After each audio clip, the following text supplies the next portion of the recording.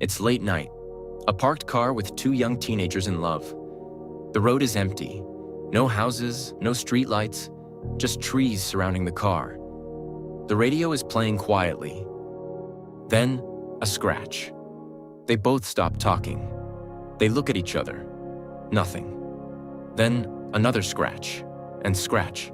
Something is dragging across the outside of the car. They lock the doors. They look through the windshield, but nothing. Then the radio suddenly interrupts the music. A news bulletin. An escaped killer is believed to be somewhere in the area. The description is brief. A dangerous man, and one detail stands out. He has a hook instead of one hand. They start the engine. The tires spin against the dirt as they race away from the road. Somehow, they got home. They are safe, or so they think. They walk around the car to open the passenger door, and that's when they saw it. Hanging from the door handle is a bloody hook. This story has been told to American teenagers for generations.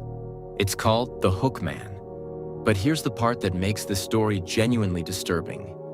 Because the Hookman is fictional. Yet the fear behind the story may have been inspired by something very real. And one of the darkest mysteries began in a small American city in 1946. Texarkana, 1946. To understand the Hookman, we have to go back more than 70 years, to a place called Texarkana, a city divided by the Texas-Arkansas border. In 1946, young people did what young people have always done. They went on dates, they drove around at night, and when they wanted privacy, they found quiet roads outside town. One February night, a young couple named Jimmy Hollis and Mary Jean Larray were sitting inside a parked car. They were alone, until a stranger appeared. He was wearing something over his face, and he had a gun. He ordered them out of the car. What happened next was brutal. Both were attacked. But Mary Jean survived, and she gave investigators a description of the man. A masked stranger, a man who had appeared out of nowhere, then vanished into the darkness. At first, police had no reason to believe this was the beginning of something much larger. They were wrong. But 5 weeks later, another young couple disappeared into the night. Richard Griffin and Polly-Ann Moore. They were found inside Griffin's car. Both had been shot. Both were dead. And suddenly, the first attack looked very different. This wasn't just a random robbery. Someone appeared to be targeting young couples. And the worst part? Nobody knew who. Then came another attack, and another. The town became terrified. People stopped going out at night. Parents warned their children not to park on isolated roads. Police began watching the places where teenagers normally went to be alone. Newspapers gave the killer a name, the Phantom, and the name stuck.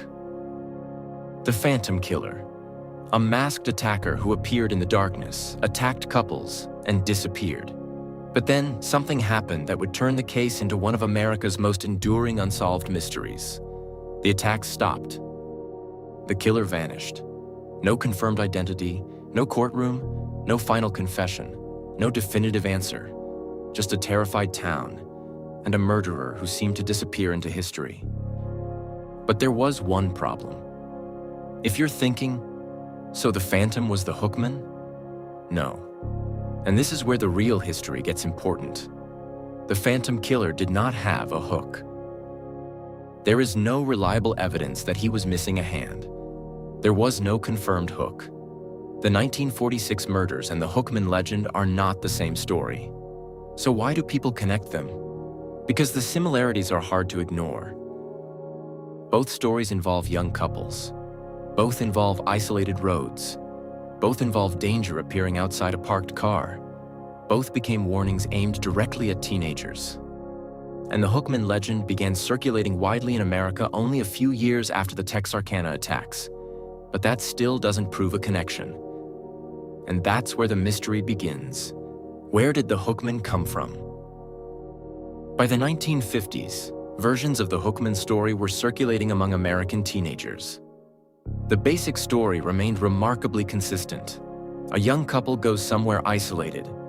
A dangerous criminal is reported to be nearby. They hear something outside the car. They escape. And when they finally reach safety, they discover the evidence that the attacker had actually been there. The hook. But we don't have a single known person who invented the story. We don't have a confirmed newspaper article saying, "Tonight, the Hookman legend was created." Instead, the story appears to have developed through oral tradition. Teenagers told it to teenagers. Parents told it to children.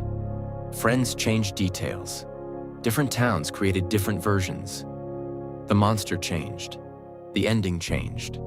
But the hook remained. The Hookman is a legend.